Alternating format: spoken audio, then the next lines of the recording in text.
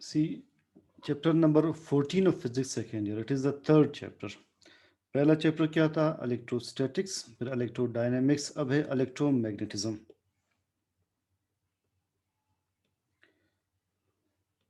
So physics second year,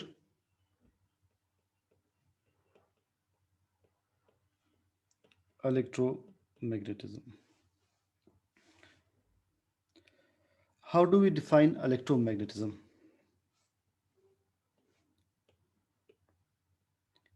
हम एक conductor consider करते हैं. इस कंडक्टर में करंट फ्लो कर रहा है. करंट मींस इसके अंदर इलेक्ट्रॉन्स फ्लो कर रहे हैं. तो ओरस्टेड ने ये देखा कि जब भी करंट फ्लो करता है, यानी चार्जेस मूव करते हैं, तो इस फ्लोइंग करंट या फ्लोइंग चार्जेस के अराउंड मैग्नेटिक फील्ड प्रोड्यूस होती है. तो एक मैग्नेटिक फील्ड इसके अराउंड प्रोड्यूस होगी. मैग्नेटिक फील्ड उन्होंने देखी कैसे हो? तो दिखाई नहीं देती. जब आप कंपास नीडल रखते हैं इसके पास, तो कंपास नीडल डिफ्लेक्ट होता है, तो उससे हमें अंदाज़ा होता है कि ये मैग्नेटिक फील्ड जनरेट हो रही है. करंट जब भी फ्लो करता है, इसके अराउंड इलेक्ट्रिक फील्ड भी प्रोड्यूस होती है, मगर साथ ही मैग्नेटिक फील्ड भी हम डिटेक्ट करते हैं. तो जब भी करंट फ्लो करता है कंडक्टर के अराउंड, ये क्या जनरेट हो रहा है? What is it? It is magnetic field. इस मैग्नेटिक फील्ड की प्रॉपर्टीज पढ़ना, जो कि एसोसिएटेड है विद फ्लोइंग करंट, इसे इलेक्ट्रोमैग्नेटिज्म कहते हैं. करंट की वजह से मैग्नेटिक फील्ड जनरेट हो रहा है, इसे स्टडी करना इलेक्ट्रोमैग्नेटिज्म कहलाता है. सो इलेक्ट्रोमैग्नेटिज्म को कैसे डिफाइन करते हैं? Electromagnetism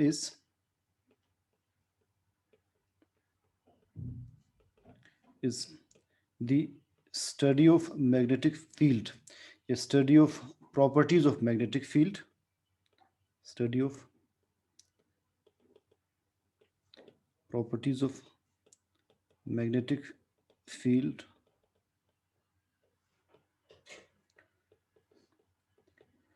associated with flowing current. Let's just adjust this diagram.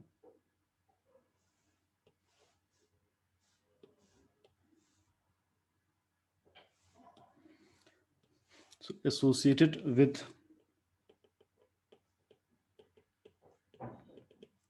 flowing current. The study of properties of magnetic field associated with flowing current, it is electromagnetism. Current flow कर रहा है, इसके अराउंड मैग्नेटिक फील्ड जनरेट हो रहा है. इसी को Oersted law कहते हैं, ओरस्टेड की ऑब्जर्वेशन कहते हैं. एक प्रिंसिपल याद रखें, फिर हम ओरस्टेड लॉ देखते हैं. प्रिंसिपल ये है कि जब भी चार्ज रेस्ट में होगा, एक चार्ज चाहे क्यू से आप शो करते हैं, इलेक्ट्रॉन से शो करते हैं, जब चार्ज रेस्ट में होगा उससे मैग्नेटिक फील्ड जनरेट नहीं होगा. A charge at rest has no magnetic properties. याद रखें, a charge at rest has no magnetic properties. ये इस चैप्टर का प्रिंसिपल हम डिस्कस कर रहे हैं. मगर अगर यही चार्ज चाहे Q से आप शो करते हैं या E से आप शो करते हैं, इलेक्ट्रॉन को, ये मूव कर रहे हैं, चार्जेस इन मोशन, तब ये मैग्नेटिक फील्ड जनरेट करते हैं.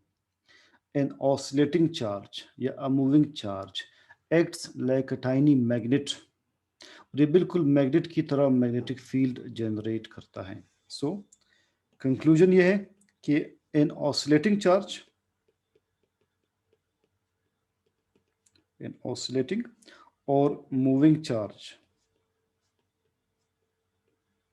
acts like a tiny magnet, acts like a tiny magnet and generates its own magnetic field, and generates its own magnetic field. अब यही इस चैप्टर का प्रिंसिपल है।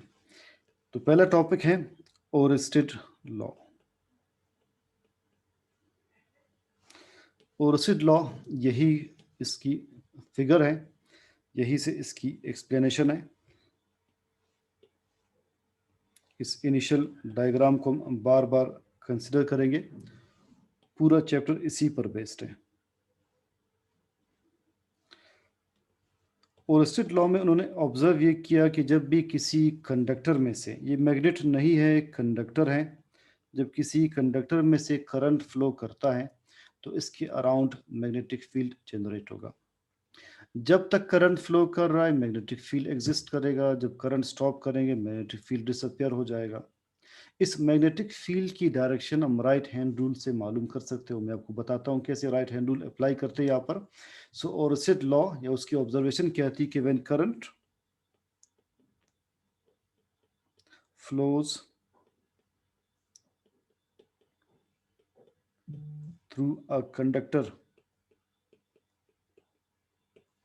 magnetic field is generated around it.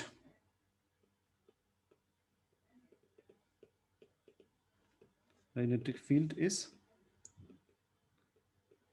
generated around it. This magnetic field exists as long as current exists. Conductor के करीब, जो conductor के करीब एरिया है, यहाँ पर फील्ड की स्ट्रेंथ ज़्यादा होगी, फील्ड लाइंस ज़्यादा होंगी।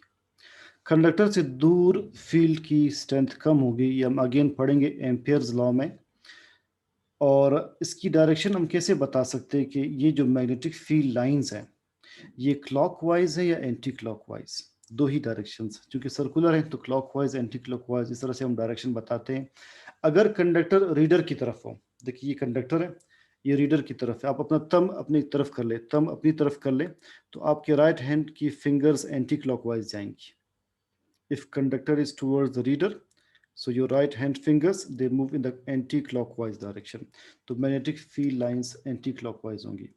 अगर conductor is away from the reader, away is like this, तो आपके right hand fingers clockwise move करेंगे। आप अपने हाथ से ये देख सकते हैं, थंब अपनी तरफ कर ले तो fingers anti clockwise, thumb away कर ले तो फिंगर्स क्लॉकवाइज होंगी। So direction of magnetic field आप क्या बताएंगे?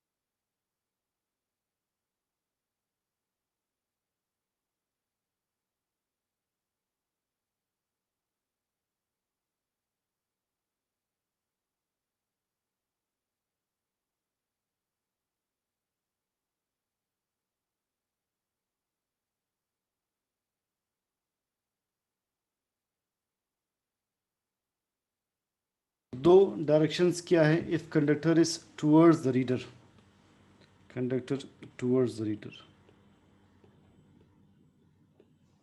तो डायरेक्शन मैग्नेटिक फील्ड लाइंस की एंटी क्लॉकवाइज होंगी। If conductor is away from the reader, direction of magnetic field line is clockwise. ये दो पॉसिबल डायरेक्शंस हैं। Now force on a charge in a magnetic field, हम तीन cases relate करेंगे। एक magnetic field में charge place करे तो क्या होगा, एक मैग्नेटिक फील्ड के अंदर कंडक्टर प्लेस कर ले तो क्या होगा, मैग्नेटिक फील्ड के अंदर रेक्टेंगुलर कॉइल प्लेस कर ले तो क्या ऑब्जर्वेशन होती है। सो फर्स्ट हम पढ़ते हैं force on a charge in a magnetic field. Suppose magnetic field lines की डायरेक्शन में इस तरह से शो कर रहा हूं, ये मैग्नेटिक फील्ड लाइंस है।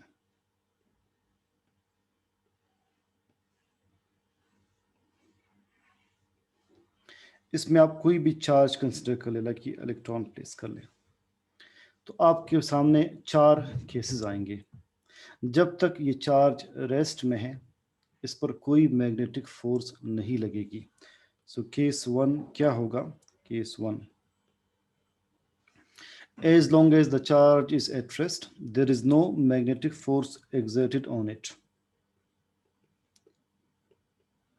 As long as charge is at rest, there is no magnetic force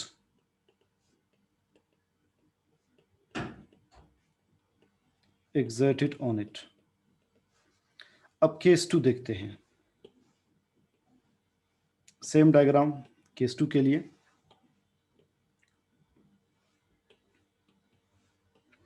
अगर ये चार्ज मूव करें मैग्नेटिक फील्ड लाइंस के parallel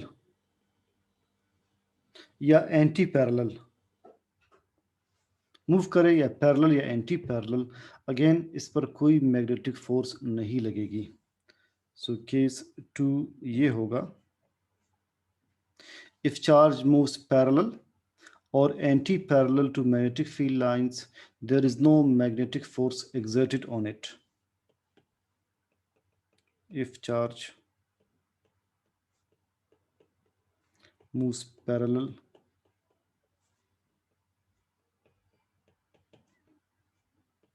or anti-parallel to magnetic field, there is no magnetic force exerted on it. There is no magnetic force exerted on it. Case 3.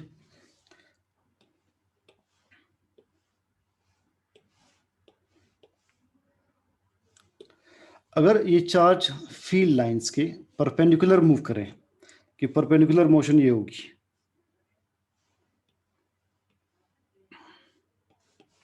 ये field lines के perpendicular इस direction में move करें, अब इस पर maximum magnetic force exert होगी। जब रेस्ट में था इस पर कोई मैग्नेटिक फोर्स नहीं लग रही थी। ये पैरेलल एंटी पैरेलल मूव करे, कोई मैग्नेटिक फोर्स नहीं लगेगी। मगर अगर ये मैग्नेटिक फील्ड लाइंस के परपेंडिकुलर मूव करे तो इस पर मैक्सिमम मैग्नेटिक फोर्स लगेगी। सो केस 3, और उस मैग्नेटिक फोर्स की इक्वेशन क्या होगी वो भी हम डिस्कस करते हैं। If charge moves perpendicular to field lines,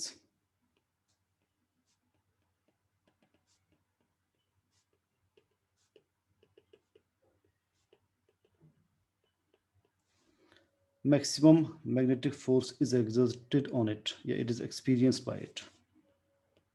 Maximum magnetic force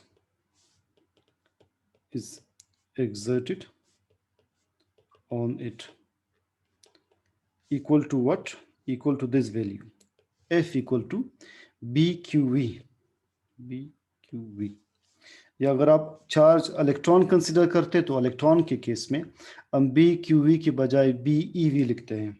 BeV, Q या E चार्ज को शो करते हैं, B shows strength of magnetic field, V shows velocity of this charge, the speed of this charge।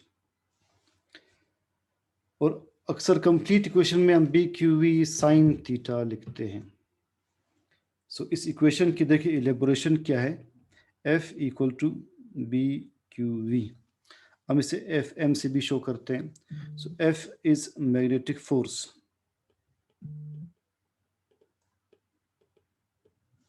B B को हम कहते हैं magnetic induction, magnetic induction. It shows strength of field, shows strength of magnetic field. Q shows charge and V shows speed या velocity.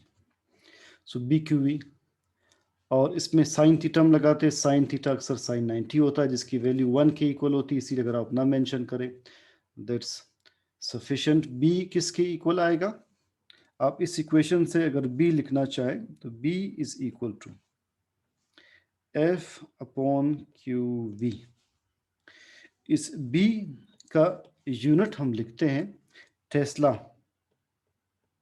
1 tesla is equal to force 1 newton है, charge 1 coulomb है, speed 1 metre पर second है। अगर 1 Newton force लगे उस वक्त जबकि चार्ज 1 कूलम का 1 मीटर पर सेकेंड की स्पीड से मूव कर रहा हूँ परपेंडिकुलर टू फील्ड लाइंस, तब फील्ड की स्ट्रेंथ 1 टेस्ला होगी। ये डिस्कशन हम यहाँ से करते हैं।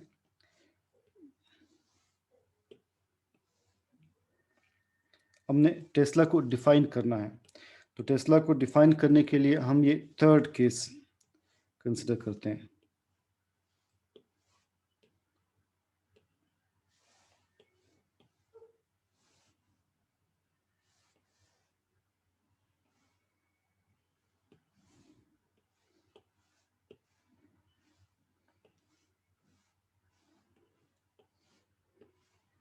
See this third case. Tesla की डेफिनेशन ये होगी,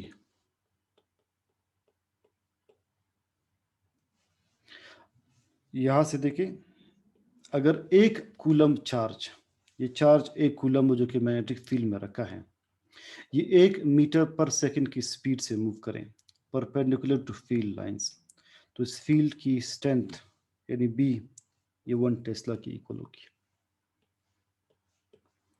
सो टेस्ला क्या है? If a charge of 1 coulomb moves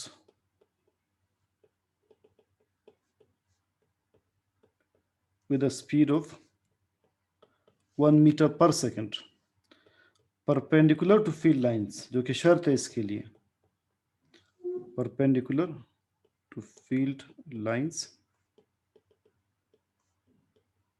and experiences how much of force? And experiences 1 Newton force. Then field strength या magnetic induction is equal to 1 Tesla. Then magnetic induction, and magnetic induction shows field strength is equal to 1 Tesla. ये Tesla हम बार बार define करेंगे, 2-3 इसके chapter में definitions हैं। अब अगर हम एक चार्ज ऐसा कंसिडर करते हैं जो पहले इलेक्ट्रिक फील्ड में पास हो रहा है फिर मैग्नेटिक फील्ड में एंटर हो रहा है। देखिए ये एक इलेक्ट्रिक फील्ड हम कंसिडर करते हैं,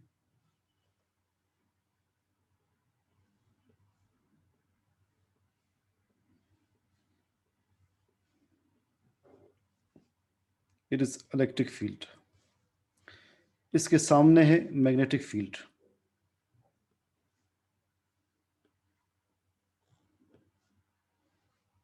मैग्नेटिक फील्ड को हम बी से शो करते हैं। एक चार्ज आपने इसमें प्लेस किया है,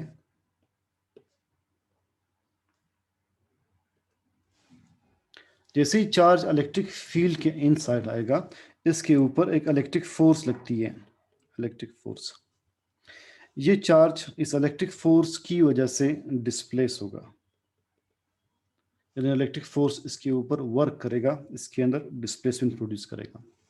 जैसे ही ये चार्ज मैग्नेटिक फील्ड में एंटर होगा। मैग्नेटिक फील्ड चार्जेस को ना अट्रैक्ट करता है, ना रिपेल करता है, ये सिर्फ उसे डिफ्लेक्ट करता है। मैग्नेटिक फील्ड की वजह से ये चार्ज डिफ्लेक्ट होकर एक सर्कुलर पाथ फॉलो करेगा, लाइक दिस। क्यों सर्कुलर पाथ फॉलो करेगा? यहाँ पर इसके ऊपर क्या एग्जर्ट हो रहा है? यहाँ पर इसके ऊपर मैग्नेटिक फोर्स एग्जर्ट हो रही है। तो जब चार्ज इलेक्ट्रिक फील्ड के इनसाइड है, इस पर इलेक्ट्रिक फोर्स लगेगी। जब चार्ज मैग्नेटिक फील्ड के इनसाइड आएगा, इस पर मैग्नेटिक फोर्स लगेगी। इन दोनों फोर्सेस का सम कहलाता है लोरेंट्स फोर्स। अभी हम पढ़ेंगे लोरेंट्स फोर्स। सो लिहाजा इसके ऊपर फोर्स क्या लगेगी? इलेक्ट्रिक और मैग्नेटिक फोर्सेस लगेंगी। तो हम हेडिंग देते हैं force on a charge in electric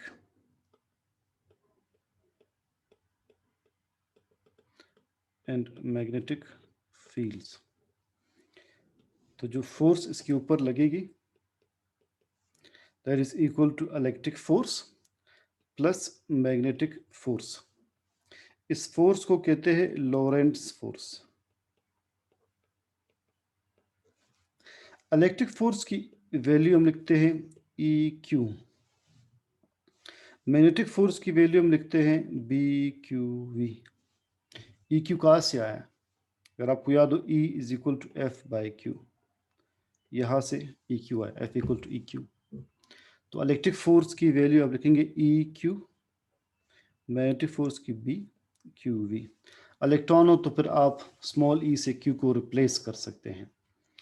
साथ ही याद रखिए, इलेक्ट्रिक फोर्स चार्ज को डिस्प्लेस करके इस पर वर्क कर रहा है। मैग्नेटिक फोर्स चार्ज को डिस्प्लेस नहीं कर रहा, सिर्फ डिफ्लेक्ट कर रहा है। तो मैग्नेटिक फोर्स कोई वर्क नहीं कर रहा। आपने स्टेटमेंट ये जो बुक में लिखी क्या याद रखनी है कि इलेक्ट्रिक फोर्स displaces charge